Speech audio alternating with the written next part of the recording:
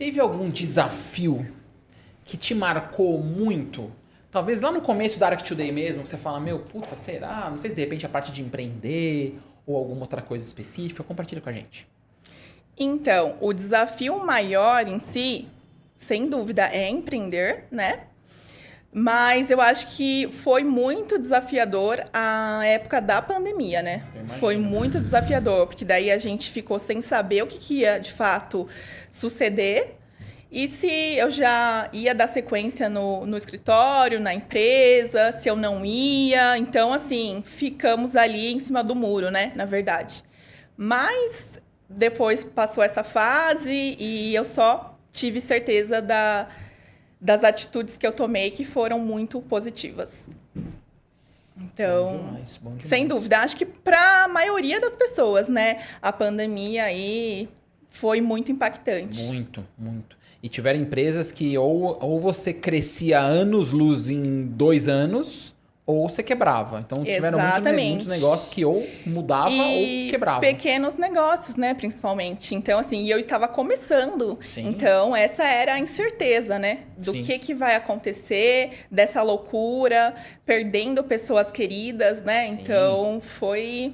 Assim, parece que foi um filme, né? Que a gente viveu. Nossa, parece que nem existiu isso. Foi terrível. Loucura. Eu fico imaginando assim, se eu fosse um arquiteto e estivesse na pandemia, talvez fosse uma oportunidade. Posso estar enganado, tá? Porque as pessoas estão mais em casa, estão dando mais valor agora ao estar em casa. Às vezes eu preciso arquitetar um espaço que não existe para fazer um home office. Às vezes eu tenho tempo para poder me dedicar a cuidar da minha casa, coisa que eu não faço. Então, talvez, Sim. pelo menos eu tenho um cliente de materiais de construção em Curitiba e ele me falou, cara, eu nunca vendi tanto. Sim. Porque a galera tava ficando em casa. Exatamente.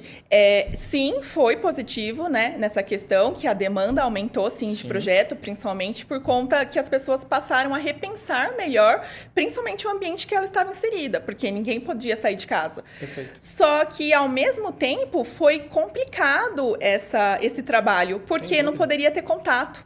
Né? Então, assim, a arquitetura, eu atendo, né, vários clientes online e tudo mais, mas assim, a pessoa precisa me passar o mínimo, que é as medidas, né? Ou então, se a construtora entregou para ela a planta baixa, ela me passa, eu trabalho em cima dessa planta. Só que muitas das pessoas não tinha nem esse mínimo, não tinha nem a trena para medir. Então, assim, foi bom, né? A gente conseguiu atender uma parcela legal aí de cliente, mas alguns ainda ficaram sem essa assessoria porque eles não tinham instrumento de medição. E assim, entendo, porque eles são clientes, mas daí a gente faz essa mediação, né? Só que a pandemia, então assim, ela foi positiva em uma parcela, só que para nós profissionais, para nós arquitetos, ela teve esse quesito também que ficou ali na balança, né? Entendi. Com o passar dos anos, Li, o que fez você mudar tanto na execução dos seus projetos, a maneira que você enxerga a arquitetura, as coisas evoluíram muito com o passar dos anos, né? O que mais impactou você nesse sentido? O que mais me impactou nesse sentido? Sim, que você via antigamente que hoje você teve que mudar por conta dos anos que se passaram, de repente a maneira de fazer um projeto, antigamente era... Por exemplo, eu na Prudential, antigamente, quando eu virei franqueado em 2016... A gente tinha proposta de papel ainda. Ah, sim. Preenchia e quando emitia a pólice a gente ia entregar e hoje é tudo online. Hoje é tudo online e assim, a gente teve um grande avanço tecnológico, né? Então a gente tem realidade virtual, que os clientes conseguem entender ali todo o projeto antes mesmo da execução. Então assim, nessa parte tecnológica a gente tá tranquilo, cara, isso é muito porque a gente legal. tem muita tecnologia para trabalhar. Bom demais. Meus pais que são muito idosos, praticamente 2 anciãos, vocês já viram isso, paizão, ou não? A minha mãe com certeza nunca viu. Tem um negócio de realidade virtual que você vai falar, eu quero fazer a minha área gourmet. Ela monta pra você põe o negócio aqui, mãezinha, e você vê tudo como vai ficar. Através do óculos, exatamente, não é isso? como se você estivesse transitando no espaço. A labirintite de vocês explodir. Vocês vão morrer. Porque tem isso também, né? Tem um cara, já vi uns vídeos fenomenais disso. O cara põe o óculos, pula, cai, bate a cabeça no negócio. Sim. Porque você tá numa outra realidade. É bizarro, chega a assustar quando você olha assim. Doideira. Mas é muito legal, porque o cliente legal. em si tem uma outra compreensão, uma outra visão, né? E aí ele consegue ser mais assertivo nas respostas pra gente. É demais. Então, uma pergunta Chico Xavier pra você, daquela boa, Niemeyer. Você acha que a arquitetura é mais técnica ou é mais sensibilidade? Então, na verdade, é a união dos dois fatores. Nossa, fugiu. Em cima do muro, Lu. É a união dos dois fatores, porque assim, a gente precisa sim apresentar, trabalhar, sem dúvida, toda a parte técnica, mas a gente precisa entender o cliente, entender se ele quer passar para o ambiente uma memória afetiva, verdade. Estudar a psicologia das cores. Então, acho que é a junção dos dois fatores. Meu primeiro apartamento lá no Ipiranga, eles vão lembrar, eu lembro que o cara dos móveis teve uma sensibilidade nula. Que eu falei, cara, eu quero amarelo com cinza na minha varanda. Ele, não, mas não combina. Eu falei, mas não importa, eu quero. E quando ele fez, ele falou, pô, ficou legal. Sim. Falei, lógico, sensibilidade das cores. Exatamente. Eu pensei em você nesse dia.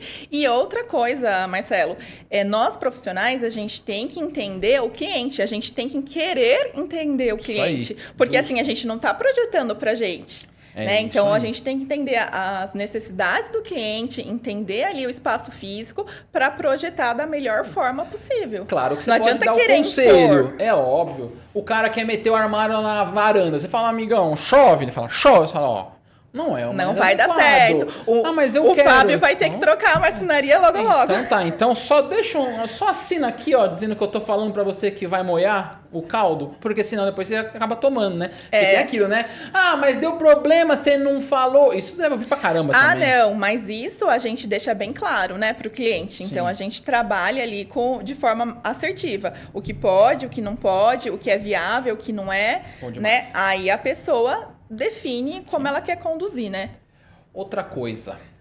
Qual que é a importância, com o passar dos anos, como todas as carreiras, a arquitetura evoluiu muito. Qual a importância de se investir em cursos? Estudar, ver as novidades, como você falou, de inteligência artificial, de as bagulho 3D. Qual que é a importância de se manter atualizado? Extrema importância, senão você fica para trás. Porque, assim, os cursos em si, esse investimento que a gente faz é muito benéfico para nós mesmos. Porque, assim, a gente vai ter uma agilidade ali no tempo de desenvolver mesmo ali o projeto. Então, a gente vai conseguir diminuir esse tempo. A gente vai conseguir ser mais assertivo com o cliente. Então, é de extrema importância você se atualizar e estar aí de acordo com a tecnologia que está sendo inserida, né?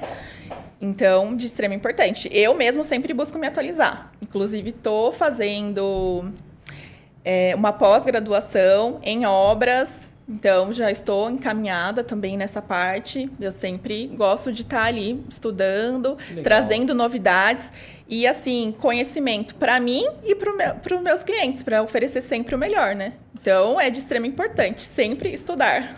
Sem contar que os caras chegam, os pedreiros chegam lá, quer você, pra cala a boca aqui, ó, pós, aqui, ó, curso, sou top. Porque senão é aquilo, você fica falando os negócios, o cara fala, tá, mas que embasamento você tem? Você fala, exatamente, senão você só patina, né? Exato, então, você precisa entender um pouco mais e, assim, poder passar tudo que a tecnologia tá oferecendo. Então, acompanhar ela, né? Perfeito. Porque senão você fica para trás. Isso aí. Quando a gente fala de investimento, Carlão, eu só dou as deixas, sou maravilhoso. Quem que a gente pensa, Carlão?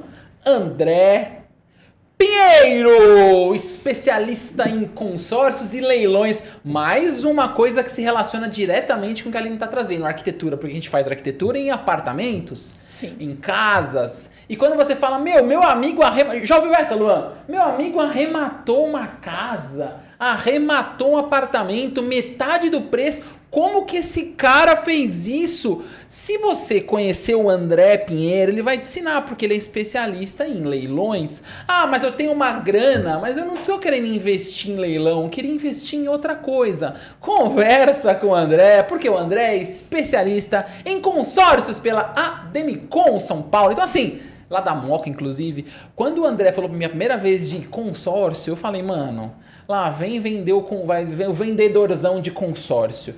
Aí ele falou, mano, mas quando você fala do seguro de vida para as pessoas têm o mesmo preconceito com você que você tá tendo comigo. Eu falei, opa, é verdade, explica melhor esse negócio. E realmente, gente, é muito inteligente o cara que entende desse negócio. Quando você conversa com o André e ele começa a explicar um pouco mais sobre o negócio, você fala, cara, como que eu não fiz isso antes? Então, para você que está na sua casa, que não tem ideia como funciona um consórcio, quando a gente fala em carta contemplada, você imagina os correios, não tem ideia do que eu estou falando, procure o André Pinheiro, QR Code está aqui, ou acha ele lá no Instagram, Deco Pinheiro, que ele vai cuidar disso para você, ajudar você a pegar o seu dinheirinho e virar um dinheirão. Certo ou não, mãezinha? Oh, beleza, hein? Meu pai com problema da artéria, mas tá aí, tá com um soro aqui do lado, vocês não estão vendo. Mas ele está inteiro. Certo ou não, paizão? Tá com saudade de vocês aqui no meu estúdio maravilhoso. Inclusive, a Demicon, eles estão presentes sempre na Expo Revestir, que é a maior feira de revestimentos da América Latina. Cara, e eu sempre participo, eu sempre vejo o stand deles lá. Demicon. É porque aquilo que eu falo, né? Procura um especialista. Às vezes o cara quer comprar consórcio, previdência, seguro, ele vai no que? Eu vou no seguro, eu vou no banco. Não é que o cara do banco não vai te ajudar, é que ele não vai te ajudar. Sabe por quê? Porque assim, ele não é especialista. Quando eu quero falar quando eu tô pensando num projeto na minha casa, eu falo, mano, acho que eu vou pôr essa cadeira aqui, o meu sofá ali, minha TV atrás. Procura um especialista que ela vai te auxiliar. Procura a Aline. Ah, mas eu quero fazer um seguro. Fala com nós. Ah, mas eu quero fazer um consórcio. Fala com o André. Então, quando você for contratar um serviço ou um produto, galera, uma dica de ouro, Golden Tips pra vocês.